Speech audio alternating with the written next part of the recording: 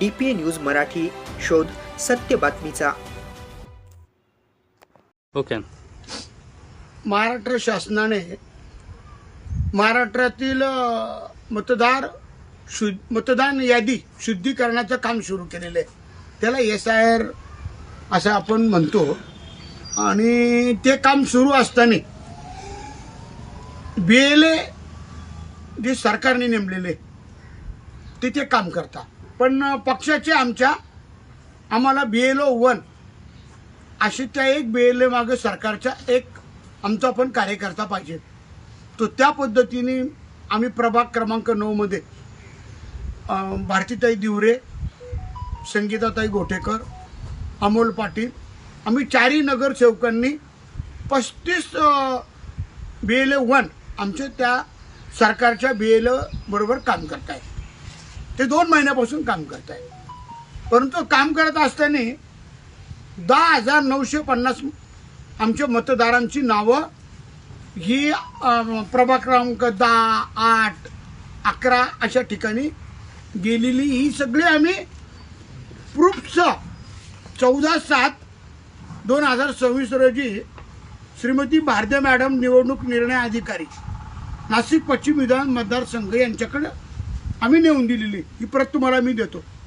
आणि त्यांना सांगितलं का तुम्ही आता जे काम चालू आहे, समजा प्रभाग क्रमांक 10 मध्ये जे BLA तुमचे, त्यांना या मतदारांना फोन केल्यावर त्यांना सांगा की तुमचं नाव हे प्रभाग क्रमांक 9 मध्ये तुम्ही राहतात, तुमच्या नियमाप्रमाणे जो फॉर्म असेल तो भरून तिकडे नाव नोंदवून घ्या. परंतु ते केलं नाही भारती मॅडमनी. म्हणून आज आम्ही आपल्या संगीताताई गोटेकर, रवींद्र दिवरे, बाळासाहेब गोटेकर, गौरव गोटेकर आम्ही स्वतः कलेक्टर साहेबांना आणि आमचे शहराचे अध्यक्ष सुनीलजी केदार आम्ही जाऊन भेटलो.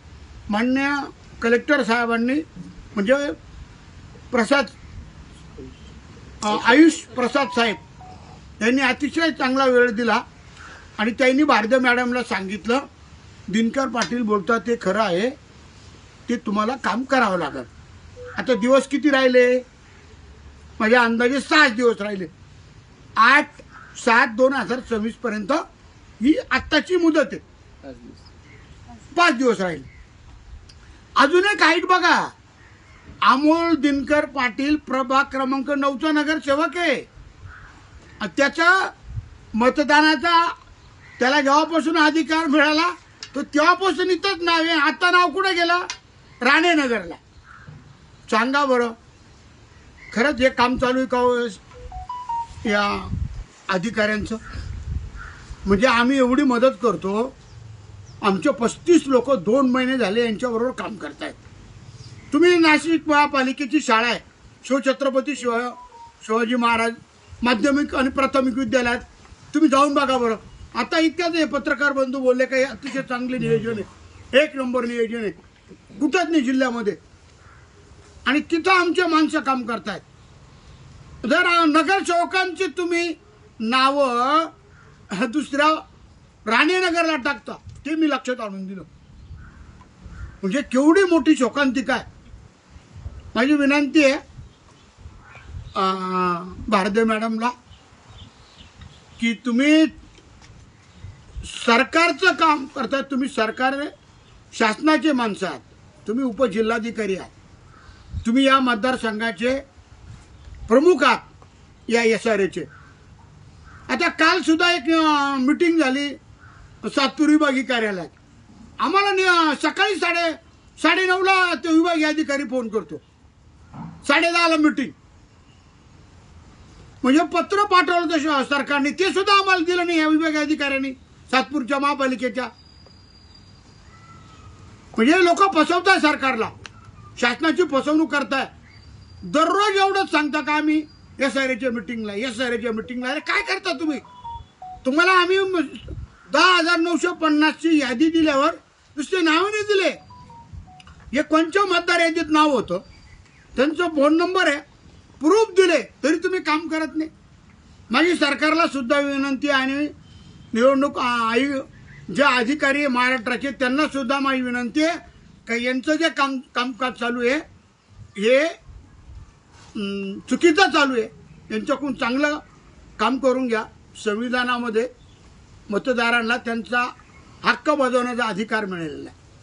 तुम्ही जर 10,950 मतं नाही आणि एक नगरसेवकचं नाव इथंच कायम असताना तुम्ही दुसरीकडे टाकताय, हे चुकीचं चाललेलं आहे.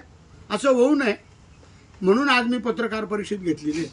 मुख्यमंत्री महोदयांना पण सांगणार आहे मी की साहेब या अधिकाऱ्यांवर, आणि अजून सगळ्यात महत्त्वाचं महाराष्ट्र राज्याचे महसूल मंत्री चंद्रशेखर बावनकुळे साहेबांनी सुद्धा आवाहन केलं आहे मतदारांना पण की तुमचं मतदान जिथं असेल तिथं नोंदवून घ्या. आता ते आधार कार्डला लिंक आहे, कुठे एकच ठिकाणी नाव राहणार आहे. म्हणून मतदारांनी पण नागरिकांनी पण आपलं नाव नोंदवून घेतलं पाहिजे. तुम्हाला जेवढ्या सरकारी फॅसिलिटी त्या मिळणार नाही हे मी बावनकुळे सर बोलले ते मी ऐकलंय. तुम्ही जेव्हा महसूल मंत्री या राज्याचे म्हणतात नागरिकांनी पण गेलं पाहिजे, तुम्हाला एकही फॅसिलिटी मिळणार नाही. मग 20 वर्षभर तुमचं नाव नोंदवता येणार नाही. म्हणून प्रत्येक नागरिकांनी सुद्धा आपलं नाव नोंदवलं पाहिजे.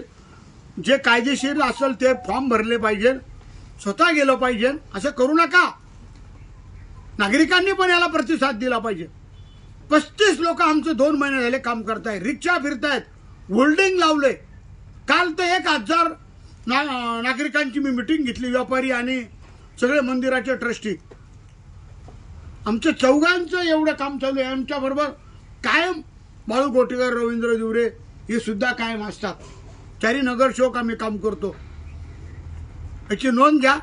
आणि जर एक नगरसेवकचं नाव इथं मतदान केलं असेल दुसरीकडे जातं आणि ते काम जर होत नसेल, असे चुकीचं जर मतदाराची भूल आपण दिशाभूल करत असेल तर हे योग्य नाही आहे. चांगलं काम करा, लोकांना न्याय द्या, सरकारला फसवू नका ही विनंती करतो. जय हिंद, जय श्रीराम. ताज्या घडामोडी व अपडेट जाणून घेण्यासाठी आताच DPA न्यूज चॅनलला सबस्क्राईब करा आणि बेल आयकॉन क्लिक करायला विसरू नका.